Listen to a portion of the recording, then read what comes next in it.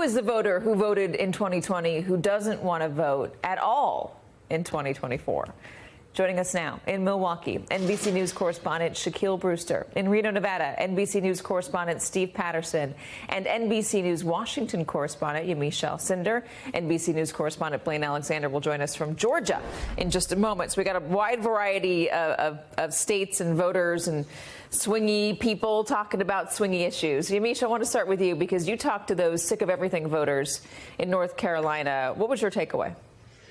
That's right. Well, this was a group of 14 black voters in North Carolina who told us they are not really looking forward to a rematch between President Biden and former President Trump. They frankly don't like either candidate. That said, President Biden has always massively outperformed Trump among black voters. But some of those voters told us they see Biden's stated achievements, the ones that are on the White House website, as, quote, political mumbo jumbo. Others said even if the economic numbers have improved on paper, many people's lived experiences have not, and that people just are still struggling to pay for groceries and to buy homes. Still, these voters are not going to be easily swayed for voting for former President Trump.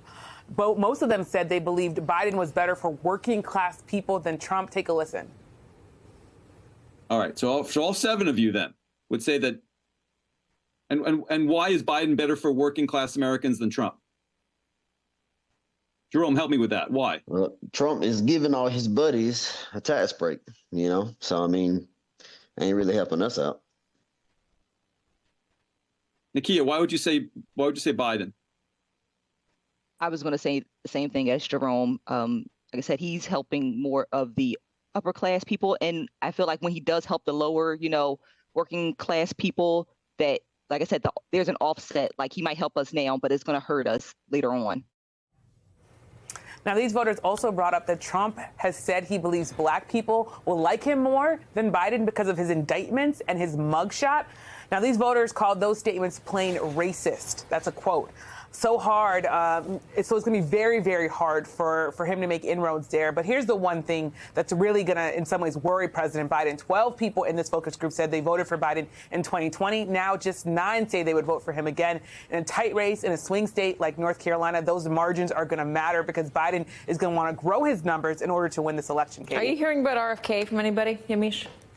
I'm hearing from RFK, but I'm not hearing people say that they're going to swing in a big way. Maybe 1 or 2 people say they're interested in RFK. I haven't heard anyone that said that they're very big supporters of RFK Jr. But you can imagine that when you have these tight numbers, RFK is going to be someone, even if he pulls 2 or 3 of those voters who voted for Biden, that's going to be really bad news for Biden or really bad news for Trump if those people are people who voted for Trump. Steve, let's talk about Nevada, because Nevada was the last state to get counted. It was a lot of drama there in 2020, who it was going to go to. What are you hearing today?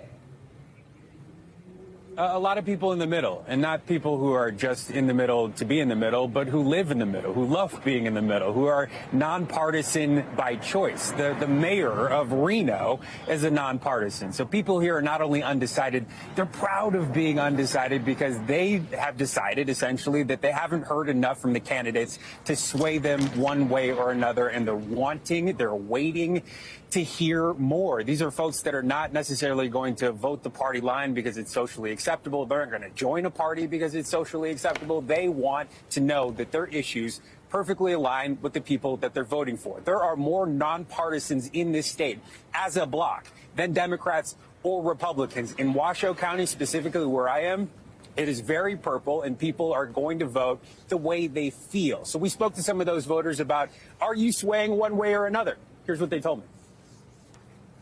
How was America when President Trump was there? How is America now that Biden's there? And I'm leaning more towards Trump with those facts in front of me. I think both presidential options right now aren't behaving appropriately.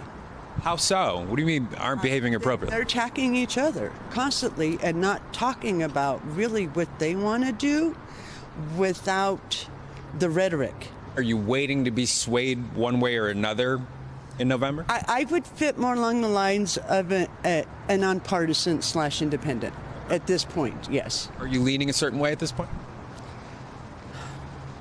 No.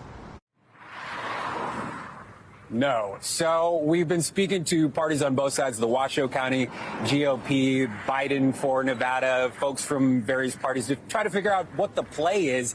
Both say they are ramping up for the middle in a big way, specifically in northern Nevada. But, you know, that's something that is kind of generating as it goes, with now the focus being switched to the general election. Let's go to Blaine Alexander out of Georgia. Blaine, Georgia, obviously a state that surprisingly went to the Democrats in both the Senate races and to Joe Biden in 2020.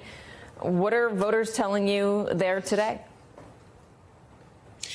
You know, Katie, it's interesting. We've heard a lot from voters, both in Fulton County, which is a heavily blue area, but then in some of the suburbs, which really is what both Democrats and Republicans are eyeing very closely.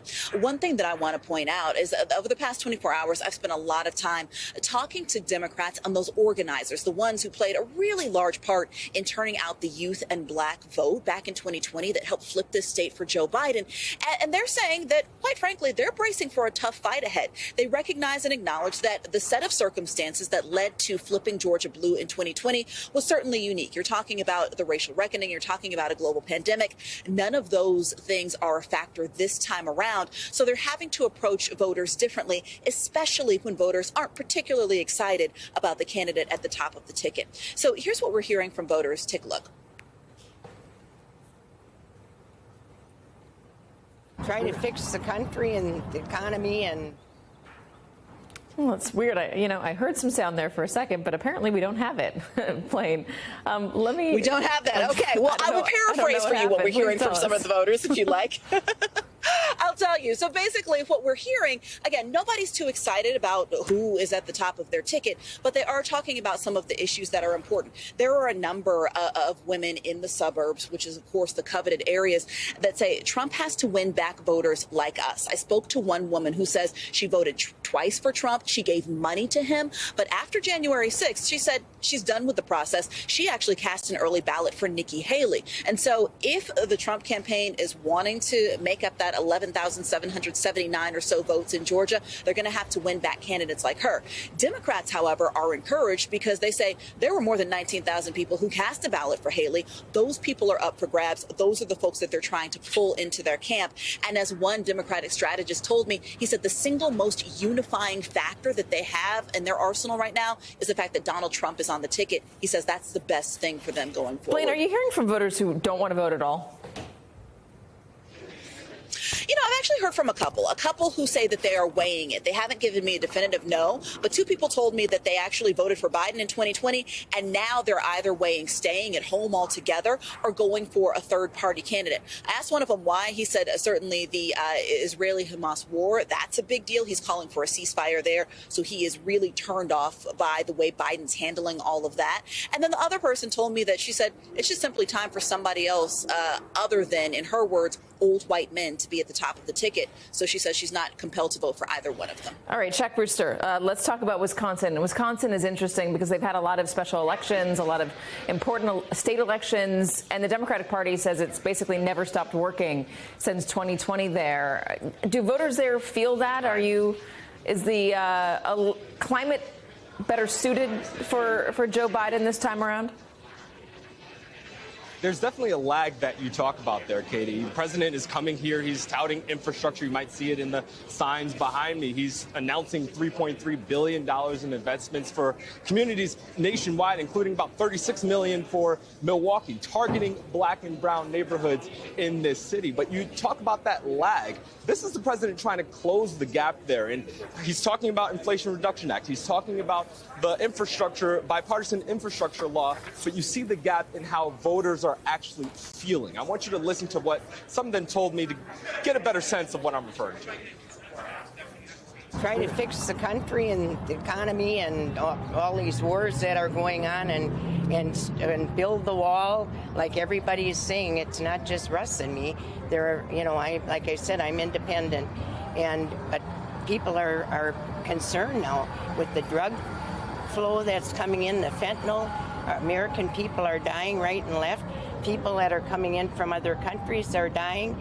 I would just like him to be maybe more assertive, and I think he's done everything he can possibly do to work with the Republicans. I don't know that Biden can do much else. I think we really need to change our legislators on both sides of the aisle. Some of them are so old.